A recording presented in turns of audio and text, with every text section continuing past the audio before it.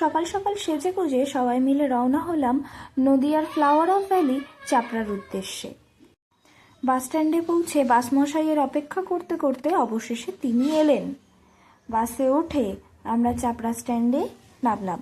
সেখান থেকে টোটো ধরে চলে গেলাম নদিয়ার ফ্লাওয়ার অফ ভ্যালিতে। প্রাকৃতিক সৌন্দর্য সেখানে ভরপুর। আর টোটোর মধ্যে বসেই আমরা করছিলাম অল্প একটু খুনসুটি। হ্যালো। অবশেষে চাপড়ায় পৌঁছে দেখতে পেলাম রাস্তার দুধার দিয়েই অনেক ফুল বিক্রেতা বসে আছেন তাদের ফুল নিয়ে। মামি বলেছিল আমাকে আর দিদিকে টায়রা কিনে দেবে, সেই জন্য আমরা গেলাম টায়রা কিনতে। এত সুন্দর সুন্দর টায়রা দেখে সত্যি বলতে চোখ পুরো জুড়িয়ে গেল। এখানে একটু দরদাম করলো, পছন্দ হলো না। আবার কিছু দূর সামনে এগিয়ে গেল, সেখানেও দেখলো, দরদাম করলো, পছন্দ হলো না।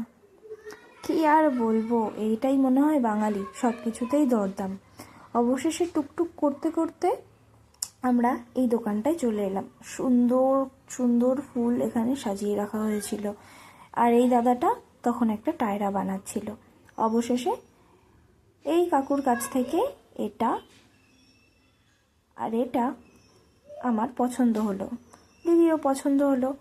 কাকুর সাথে আবার একটু দরদাম হলো।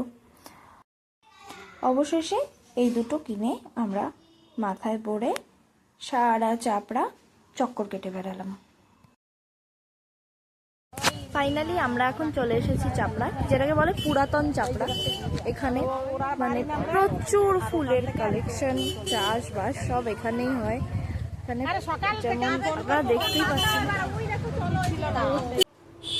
এরপর আমরা মাঠের সুন্দর সুন্দর চন্দ্রমল্লিকা, গাঁদা দেখতে দেখতে এগিয়ে গেলাম। এখানে সাইডেও একটা ভাই টায়রা বানাচ্ছিল।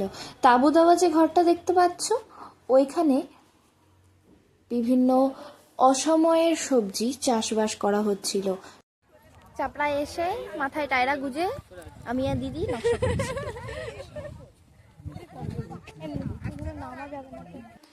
তারপর মাঠের ভেতরে নেমে টুকটুক করে এগোতে এগোতে সামনেই চোখে পড়লো আমাদের অ্যাস্টারের একটা সুন্দর বাগান, যেখানে বিভিন্ন রঙের অ্যাস্টার ছিল।